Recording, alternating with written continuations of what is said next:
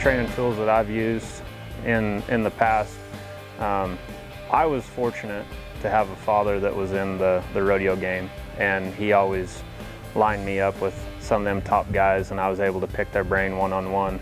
But I've also been a study of it as well, you know. I'm a firm believer and you can learn something from everybody, what to do or what not to do.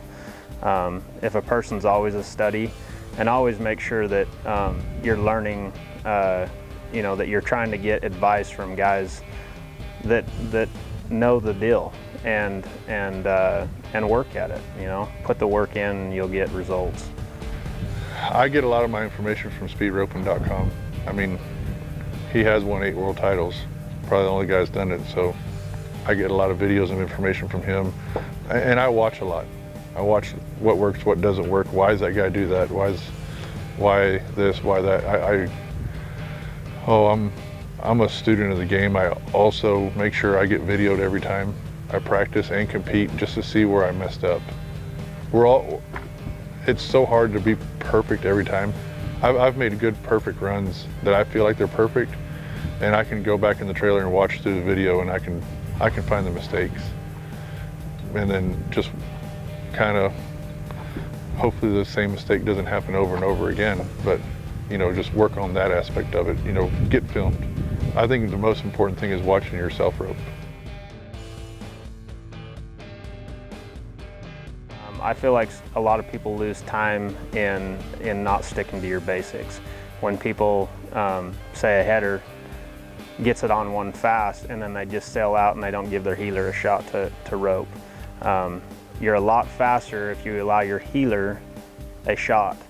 So get a hold of the cow, handle him, and allow him to take a quick shot. It sets up quickly. Heelers as well, if they'll allow the shot to happen instead of trying to take one too quick. A lot of times you can be faster that way. Let things set up, get tight faster, and I think that's probably the best place to start. It can vary. Guys at my level, they're so precise that there's just no wasted move. You know, everything has to be perfect. You know, like, so for example, a low number heeler may let that steer go to the right for a low number header, and now he's got to extra work harder to get over to the right and go catch him. So that takes time. Where my heeler don't let that happen. He wants to keep either a straight line or maybe just a little bit to the left, and that gets me there faster. So it's team rope. It just depends on who they rope with and where there's so many, there's 5 mines going down through there. Anything can happen. So they as long as they can just keep that same run and find a run that works. People don't ever work on that. They need to find that one run and just keep going over and over and over again on that one run. I mean, that's what the top guys in the world do. We have 2 runs. Basically, we have a jackpot run and a rodeo run. But they're always pretty much the same, other than the barrier or the cow might determine the situation or how many go rounds we go to. But it's almost pretty much the same run. It's not really no much different. My roping style, I try to take advantage of just setting things up, but I've been to a lot of rodeos where you have to be quick, you know. I mean,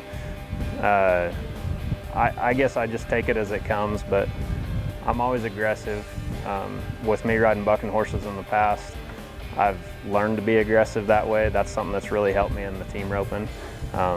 Like I said, sometimes I got to bring it back down because it makes me, want to go too fast. But no, I just, being aggressive and a focused roper is what's won me probably most of my money. Oh, I'm not a bomber, but I'm kind of in between. I don't reach. I try to use as much as I can out of my horse, but then it'll be 50-50 of my horse and 50-50 of my rope.